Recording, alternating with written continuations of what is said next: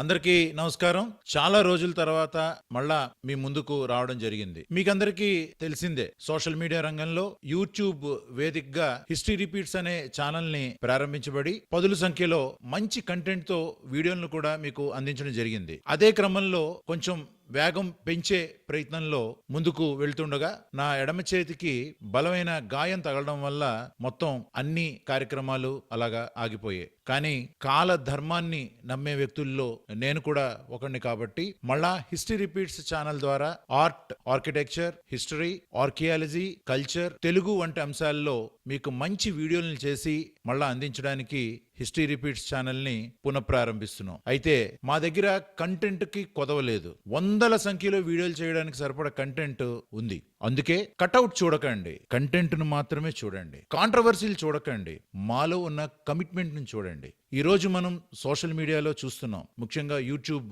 వేదికగా ఎన్ని వివాదాస్పదమైన అంశాలు మనకు ఎదురవుతున్నాయో. మేము మీకు మాటిస్తున్నాం, వివాదాలతో వ్యూస్ తెచ్చుకునే ప్రయత్నం అస్సలు హిస్టరీ రిపీట్స్ ఛానల్ చెయ్యదు. విలువలతో కూడిన విలువైన కంటెంట్ అందించి మిమ్మల్ని మెప్పించి మీరు నచ్చేవి, మీరు మెచ్చేవి వంటి అంశాలను మాత్రమే యూట్యూబ్ వేదికగా హిస్టరీ రిపీట్స్ ఛానల్ మీకు అందిస్తుంది. అలా అందిస్తుందని మాటిస్తున్నాం. మరొక్కసారి హిస్టరీ రిపీట్స్ ఛానల్ ద్వారా మీకందరికీ స్పష్టంగా చెప్పదలుచుకున్న విషయం ఒక్కటే. అసలు ఈ ఛానల్ ప్రారంభించడానికి మూల సూత్రం నా మూలం లిఖితే కించిత్ నా నపేక్షిత ముచ్యతే. అంటే మూలంలో లేనిది చెప్పబడదు, అనవసరమైన విషయాలు చెప్పబడవు. దయచేసి హిస్టరీ రిపీట్స్ ఛానల్ ని సబ్స్క్రైబ్ చేయండి, మా ఛానల్ కు సహకరించండి. ఇట్లు మీ శంకర్నీలు భాగవతుల.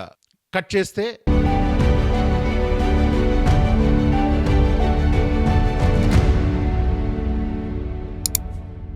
నమస్తే. హిస్టరీ రిపీట్స్ ఛానల్ కి స్వాగతం. తెలుగువారి ముంగిట పండగ సందడి వచ్చేసింది. మనకు పండగలు కూడా చాలా ఎక్కువే. ఎందుకంటే ఉగాది, వినాయక చవితి, దసరా, దీపావళి ఇలా చెప్పుకుంటూ పోతే చిన్న పెద్ద పండగలు చాలానే ఉంటాయి మన తెలుగు వారికి. మరి ప్రత్యేకించి మనం సంక్రాంతి పండుగను చేసుకోబోతున్నాం. ఈ సంక్రాంతి పండుగ అనేది తెలుగు వారికి ఒక పెద్ద పండుగ. సంక్రాంతికి తెలుగువారి సంస్కృతిలో చాలా ప్రాముఖ్యత ఉంది. మరి ఈ ప్రాముఖ్యత, ఈ విశిష్టత ఎలా ఉంటుంది, ఎందుకు ఈ ప్రాముఖ్యత వచ్చింది అనే విషయాన్ని మనం ఈ వీడియో ద్వారా తెలుసుకుందాం. ఒక్కసారి వీడియోలోకి వెళ్లే ముందు మా హిస్టరీ రిపీట్స్ ఛానల్ ని సబ్స్క్రైబ్ చేసుకోండి.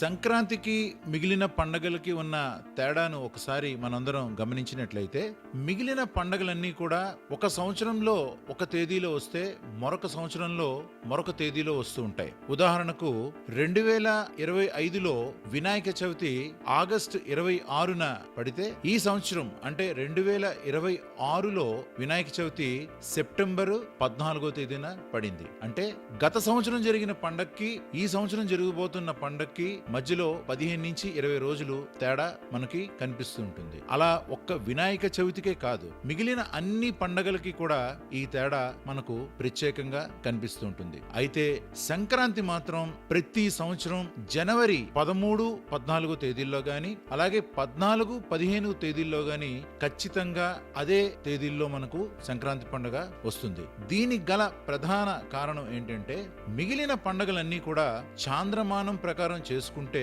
ఒక్క సంక్రాంతి మాత్రం సూర్యమానం ప్రకారం మనం జరుపుకుంటాం. అసలు సంక్రాంతి అంటేనే భూమికి సూర్యుడికి మధ్య ఉన్న సంబంధాన్ని తెలియజేసేది. అది ఎలాంటి సంబంధమో, ఆ సంబంధం మానవాళిపై ఎటువంటి ప్రభావితం చూపుతుందో ఈ వీడియో ద్వారా మనం తెలుసుకోబోతున్నాం. మనందరికీ తెలిసిందే, భూమి తన చుట్టూ తాను తిరుగుతూ సూర్యుని చుట్టూ తిరుగుతుందని. దీన్నే మనం ఇంగ్లీష్లో రొటేషన్ అండ్ రెవల్యూషన్ అని అంటాం. అసలు భూమి సూర్యుని చుట్టూ ప్రయాణించాలి అంటే సుమారు 96,60,00,000 కిలోమీటర్ల దూరం ప్రయాణించాల్సి ఉంటుంది. ఈ ప్రయాణ దూరాన్ని భూమి చేరుకోవడానికి గంటకు 1,00,000 కిలోమీటర్ల వేగంతో భూమి నిత్యం ప్రయాణిస్తూనే ఉంటుంది. ఈ ప్రయాణం మొత్తం పూర్తవడానికి భూమికి 365 రోజుల కాలం పడుతుంది. ఈ 365 రోజుల కాలాన్నే మనం సంవత్సరం అని అంటాం. మన పూర్వీకులు ఈ సంవత్సర కాలాన్ని 2 భాగాలుగా విభజించారు. ఒకటి ఉత్తరాయణం, 2 దక్షిణాయనం. ఈ విషయాన్ని కాసేపు పక్కన పెడితే మన భూమిని అక్షాంశాలుగా, రేఖాంశాలుగా విభజించారు. వీటిని ఇంగ్లీష్ లో లాటిట్యూడ్స్ అండ్ లాంగిట్యూడ్స్ అని అంటాం. అలాగే మన భూమిని 2 సమాన భాగాలుగా అంటే ఉత్తర దక్షిణ భాగాలుగా విభజించేదే భూమధ్య రేఖ. దీన్ని ఇంగ్లీష్ లో ఈక్వేటర్ అంటాం. అయితే భూమధ్య రేఖకు సమాంతరంగా 23.5 డిగ్రీల కోణంలో ఉత్తరం వైపు ఉన్న రేఖను కర్కాటక రేఖ అని అంటాం. దీన్నే ఇంగ్లీష్ లో ట్రాపిక్ ఆఫ్ క్యాన్సర్ అని కూడా అంటాం. అలాగే భూమధ్య రేఖకు సమాంతరంగా దక్షిణం వైపు 23.5 డిగ్రీల కోణంలో ఉన్న రేఖను మకర రేఖ అంటాం. దీన్నే ఇంగ్లీష్ లో ట్రాపిక్ ఆఫ్ క్యాప్రికార్న్ అంటాం. అదేంటి సంక్రాంతి కోసం చెప్తానని వీడు జాగ్రఫీ పాఠాలు చెప్తున్నాడని మీరు అనుకుంటున్నారా? అసలు సంక్రాంతి అంటేనే ఈ 3 రేఖల మీదే ఆధారపడి ఉంది. ఇప్పుడు మనం కాసేపు సూర్యుడి దగ్గరికి వెళదాం. సూర్యుడి వద్ద నుండి ప్రసరించే కిరణాలు భూమికి చేరడానికి 8 నిమిషాల 20 సెకండ్ల కాలం పడుతుంది. ఈ విధంగా సూర్యకిరణాలు భూమధ్య రేఖకు ఉత్తరంగా ఉన్న కర్కాటక రేఖగా పిలువబడే ట్రాపిక్ ఆఫ్ క్యాన్సర్ మీద 90 డిగ్రీల లంబకోణంలో పడిన సందర్భాన్నే మనం సంక్రాంతిగా పిలుచుకుంటాం. ఇందులో విశిష్టత ఏమిటంటే సూర్యుడు భూమికి దక్షిణం నుండి ఉత్తరం వైపుకు వస్తున్నాడు. అలాగే దక్షిణంలో మకర రేఖగా పిలువబడే ట్రాపిక్ ఆఫ్ క్యాప్రికార్న్ మీద సూర్యకిరణాలు 90 డిగ్రీల లంబకోణంలో పడినప్పుడు కూడా మరో సంక్రాంతి వస్తుంది. కానీ హైందవ ధర్మంలో ఉత్తరాయణ కాలాన్ని పుణ్యకాలంగా భావిస్తారు కాబట్టి జనవరి నెలలో 14-15 తేదీల్లో వచ్చే ఈ సంక్రాంతి పండుగను మనం అందరం కూడా పెద్ద పండుగగా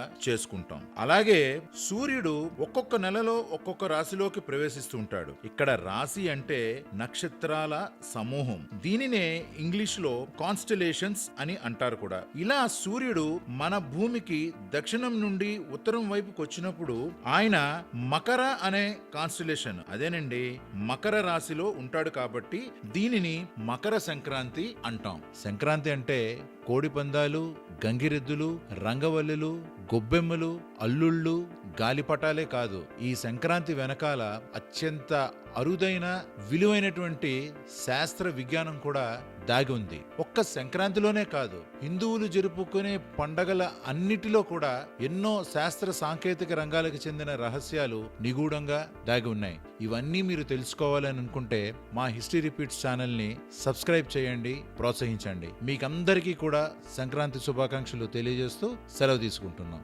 ధన్యవాదాలు.